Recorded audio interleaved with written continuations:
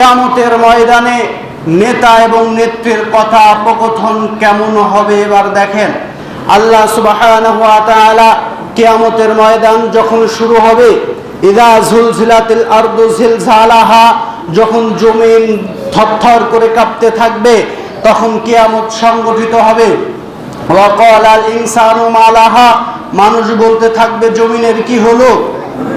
ওয়া ক্বালাল ইনসানু মা লাহা ইয়াউমাইযিন তুহাদ্দিসু আখবারাহা, জমিনের ভিতরে যা কিছু আছে জমিন বের করে দিবে। জমিনের ভিতরে সোনার খনি থাকতে পারে, বের করে দিবে।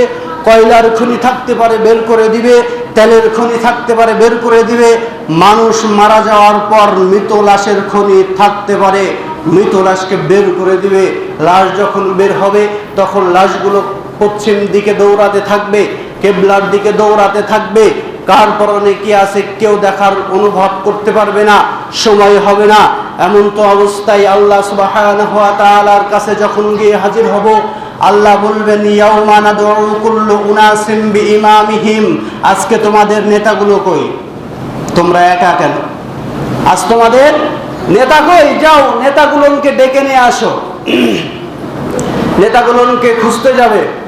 খুঁজতে যাওয়ার পর নেতাগুলোকে যখন পাবে তখন তারা বলবে ওয়াকালু রব্বানা ইন্না আতানা সাদাতানা ওয়া কুবারানা ফাদাল্লুনা সাবিলা, আল্লাহ সুবহানাহু ওয়া তাআলাকে বলবে হে আমার রব, আমরা আমাদের সর্দারদের, বড়দের এবং নেতাদেরকে অনুসরণ করেছি, তারা তোমার পথ থেকে আমাদেরকে বিভ্রান্ত করেছে। নেতারা কি করেছে? বিভ্রান্ত করেছে। আপনি দেখবেন এদেশের মাটিতে যত নেতা এবং নেত্রী আছে, যত নেতা এবং নেত্রী আছে, এরা স্বার্থের জন্য কর্মীকে যে কোনো কাজে পাঠাতে পারে। স্বার্থের জন্য কর্মীকে ন্যায় দেখবে না, নীতি দেখবে না, হক দেখবে না। যে কোনো জায়গায় যে কোনো পরিস্থিতিতে স্বার্থের জন্য তারা কর্মীদেরকে পাঠাবে। আপনি ওই নেতার পিছনে ছোটাছুটি করে আপনাকে অন্যায়ের পথে ডাকবে, আপনি অন্যায়ের দিকে ছুটে যায়েন না, যায়েন না।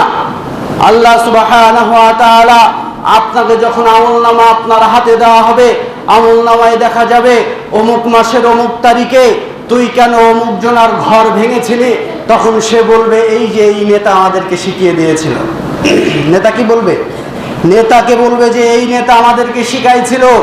কিয়ামতের ময়দানে যখন বলা হবে যে তোরা শিরকের কাছে গিয়েছিলি কেন, তখন একে একে মন্ত্রীগুলোকে দেখিয়ে দিয়ে বলবে যে এরা আমাদের নেতা ছিল, এরা আমাদের কি ছিল?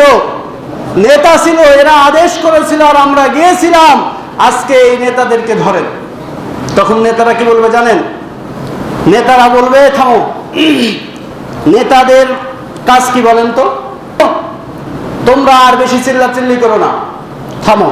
তো নেতারা দুনিয়াতেই বক্তব্য দিবে না, কিয়ামতের ময়দানে ওই কর্মীরা যখন চিল্লাচিল্লি করবে যে এই নেতার কারণে আজকে আমরা চাঁদা তুলেছিলাম আপনার নন্দনকাশি বাজারের ভ্যান স্ট্যান্ডে, এই নেতার কারণে চারঘাট বাজারের দোকানদারদের থেকে আমরা চাঁদা নিয়েছি, চাঁদা না দিলে দোকানের শাটার খুলবে না, এই নেতার কারণে। অমুক নেতা বলেছিল ওই আওয়ামী লীগ করতো, ও বিপক্ষ দল ছিল, ওকে মেরে ঠ্যাং ভেঙে দিয়াই বলেছিল, তাই আমরা তার ঠ্যাং ভেঙেছি। তখন নেতা বলবে থামো, সাওয়াউন আলাইহিম আযাজিনা আন সাবারনা মা লানা মিন মাহিস। নেতারা বলবে সবুর করো, সাওয়াউন আলাইহিম আযাজিনা আন সাবারনা, সবুর করো। সাওয়াউন, আজকে তোমাদের অবস্থাও যেমন, সাওয়াউন আমার অবস্থাও তেমন, সমান সমান।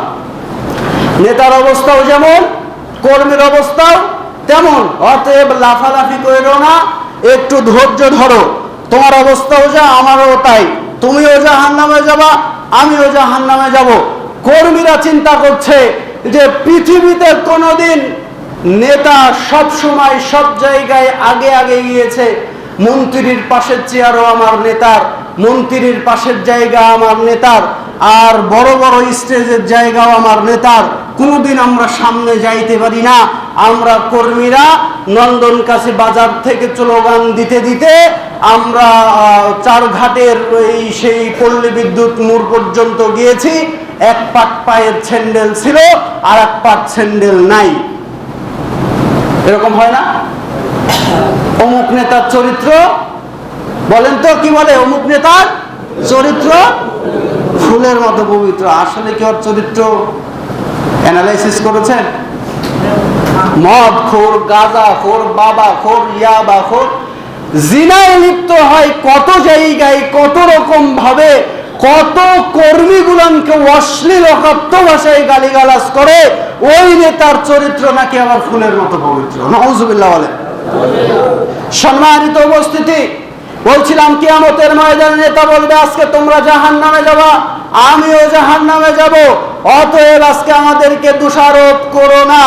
তখন তার জনগণ বলবে আমরা মানি না, আমরা মানি না।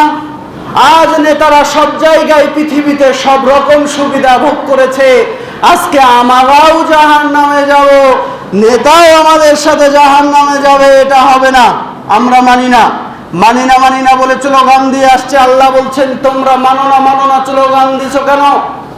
আজকে এই জায়গায় কোনো স্লোগান চলবে না, আজকে এই জায়গায় কোনো হরতাল চলবে না, আজকে এই জায়গায় কোনো অবরোধ চলবে না।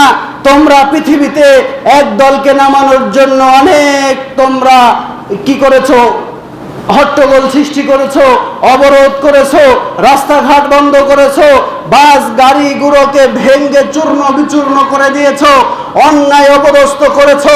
আজকে তোমাদেরকে এই জায়গায় আর হরতাল করার সুযোগ নাই, আর অবরোধ করার সুযোগ নাই। আজকে তোমরা কি চাও বলো, আজকে তোমরা কি চাও বলো? তখন নেতা বলবে, তখন কর্মীরা বলবে ওয়াকালু রব্বানা ইন্না আতানা সাদাতানা ওয়া ওয়ারাআনা ফাআদাল্লুনা সাবিল। এই সব নেতাদের কারণে আজকে আমরা জাহান্নামে যাব আল্লাহ, এই সব নেতাদের কারণে আজকে আমরা অন্যায় করেছি, মানুষের সাথে অশ্লীল খারাপ কাজগুলো করেছি। নেতাদেরকে বলবে এই সব নেতাদের কারণে আজকে আমাদের এই। তখন নেতারা বলবে ফালা তালুমুনি ওয়ালুমু আনফুসাকুম, আমরা তোমাদেরকে এমনি রেখেছি, আজকে আমাদেরকে দোষারোপ করো না। আমাদেরকে দাওয়াত দিয়েছি, কোরআন দিয়ে তোমাদেরকে ডাকি নাই, ইসলাম দিয়ে তোমাদেরকে ডাকি নাই, ধর্ম দিয়ে তোমাদেরকে ডাকি নাই যে আমাদেরকে তোমরা দোষারোপ করবা। তোমাদেরকে দাউতুম ফাস্তাজাবতুম লি, এমনি ডেকেছি আর তোমরা এমনি আমাদের পিছনে এসেছো।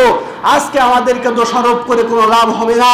তাই তো এখন এদেশের নেতা নেত্রী বলে আমরা শরিয়া আইনে বিশ্বাসী না, তারা আর মুমিন থাকতে পারে না, তারা অলরেডি কাফের হয়ে গিয়েছে। কথা বলেন ঠিক কিনা? সম্মানিত উপস্থিতি, কিয়ামতের ময়দানে ওই সমস্ত নেতারা বলবে ফালা তালুমুনি ওয়ালুমু আনফুসাকুম, আমরা আজকে তোমরা আমাদেরকে দোষারোপ করো না। তোমাদেরকে হাদিস দিয়ে ডাকি নাই, কোরআন দিয়ে ডাকি নাই, তোমাদেরকে ধর্ম দিয়ে ডাকি নাই, ইসলাম দিয়ে ডাকি নাই। দাউতুহুম ফাস্তাজাবতুম লি, এমনি ডেকেছি, অর্থ দিয়ে ডাক দিয়েছি, অর্থের লোভে তোমরা আমাদের পিছনে এসেছো। সেই দিন আপনারা কর্মীরা আপনাদের কি অবস্থা হবে বলেন? অর্থাৎ পৃথিবীতে যে কোনো মানুষ, যে কোনো নেতা যে কোনো সময় উল্টা পাল্টা পথে ডাক দিবে, যাওয়া যাবে? কথা বলেন, যাওয়া যাবে? যাওয়া যাবে না। আপনাকে এক পা দিতে হলে ভাবতে হবে, ওই জায়গায় পা বাড়ানোর আগে ভাবতে হবে ওই জায়গায় পা বাড়ালে আমার ঈমান থাকবে নাকি ঈমান চলে যাওয়ার একটা দুর্ঘটনায় আমরা ঘটতে পারি, নাকি ঈমান চলে যাওয়ার একটা কায়দা ওই জায়গায় হতে পারে, একটা মাধ্যম হয়ে যেতে পারে। কারণ যে দলের ভারপ্রাপ্ত চেয়ারম্যান বলে যে আমাদের গঠনতন্ত্রে, আমাদের যেই দল, আমি নাম নিচ্ছি না, যেই দল, ওই দলের গঠনতন্ত্রে কোথাও লেখা দেখাতে পারবেন না যে শরিয়া আইনে আমরা বিশ্বাস করি, বলে নাউজুবিল্লাহ। তো ওই দলের ভারপ্রাপ্ত চেয়ারম্যান যদি বলে যে আমরা শরিয়া আইনে বিশ্বাসী না, তাহলে ওই দলের পিছনে হাঁটা যাবে? কথা জোরে বলেন, হাঁটা যাবে? যাবে না। আমরা মুসলমান যাইতে পারি না। আবার আরেক দলের নেতারা বলছে যদি আমাদেরকে ভোট দেয় তাহলে তারা জান্নাতে যাবে, আর যদি ভোট না দেয় তাহলে তারা জান্নাতে যাবে না। আমি এই বক্তব্য শোনার পর ভেবেছি যে জান্নাত মনে হয় আর বাপদাদার পৈতৃক সম্পত্তি। জান্নাত কার বাপদাদার পৈতৃক সম্পত্তি? জান্নাতের মালিক কে? আর জোরে বলেন, জান্নাতের মালিক কে? আল্লাহ কাকে ইচ্ছা কাকে জান্নাতে প্রবেশ করাবে, আল্লাহ কাকে জান্নাতে দিবে না দিবে ওই নেতাই তো জানে না। ও নিজে জান্নাত পাবে কিনা এর গ্যারান্টি দিতে পারবে?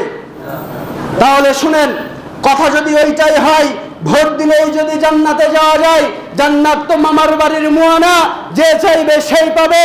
আল্লাহ সুবহানাহু ওয়া তাআলা বলছেন, ইন্নাল্লাহা লাআনাল কাফিরিনা ওয়া আদ্দা লাহুম সাইরা। মোট কথা এ বিষয়টি নিশ্চিত যে আল্লাহ কাফেরদেরকে অভিশাপ করেছেন এবং তাদের জন্য উৎক্ষিপ্ত জাহান্নামের আগুন প্রস্তুত করে রেখেছেন। কাদের জন্য বলেন? কাফেরদের জন্য। তাহলে কাফেরদের জন্য জাহান্নামের আগুন কি করে রেখেছেন? প্রস্তুত করে রেখেছেন। হিন্দু কাফের না মুসলিম? বলেন, আমার সাথে একটু কথা বলেন। কাফের না মুসলিম?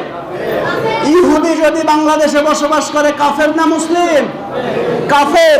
খ্রিস্টান যদি বাংলাদেশে বসবাস করে কাফের না মুসলমান?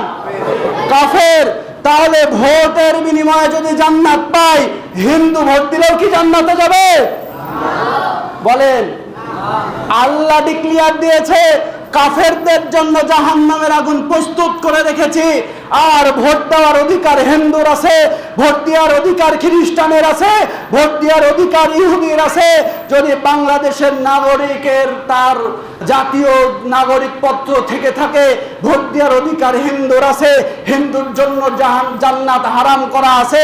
যারা মূর্তি পূজকদের অনুসারী তাদের জন্য জান্নাত হারাম করা আছে। ও নেতা, তোমার মাথায় এতটুক বুদ্ধি হইল না? ভাষণ দিলেই নেতা হওয়া যায় না, ভাষণ দেওয়ার আগে ভাবতে হবে এ ভাষণ দেওয়ার পর আমার ঈমান থাকবে কি থাকবে না। জান্নাত তোমার মামুর বাড়ির মুয়ানা, যে হিন্দু তোমাকে ভোট দিবে ওই ভোট নেওয়ার জন্যই তো মূর্তিগুলোকে পাহারা দিয়েছে। কথা বলেন ঠিক কিনা? আপনারা আগে সামনের দিকে সরে আসেন, সামনের দিকে আসেন, পিছনে অনেক জায়গা লাগবে। সম্মানিত উপস্থিতি, বক্তব্যের দিকে এদিকে চোখ দেন, ফিরে আসেন বক্তব্যের জায়গায়। বলছিলাম, ভোট দিলে যদি জান্নাতে যাওয়া যায় আর ভোট না দিলে যদি কাফের হয়, তাহলে আমি একজন মুসলিম ওই নেতাকে বললাম যে যদি ভোট দিলে হয় জান্নাতি, তাহলে আমার নামাজ পড়ার কোনো প্রয়োজন নাই। এই প্রশ্নের উত্তর দিয়ে যাবেন। আগামী ভিডিওতে এই প্রশ্নের অ্যান্সার যেন পাই। জান্নাত আপনার বাপের বাড়ির মুয়ানা, আপনার মামুর বাড়ির সম্পদ না, যে নানা মারা গেছে মায়ের জমি তো আমি পাবো, ভাগ দিতে হবে। কথা বলেন ঠিক কিনা? বক্তব্য দিলে, উল্টা পাল্টা বক্তব্য দিলে নেতা হওয়া যায়, কিন্তু মুসলিম থাকা যায় না। কথা বলেন ঠিক কিনা? বলছিলাম কিয়ামতের ময়দানে নেতা কর্মী কি সমান।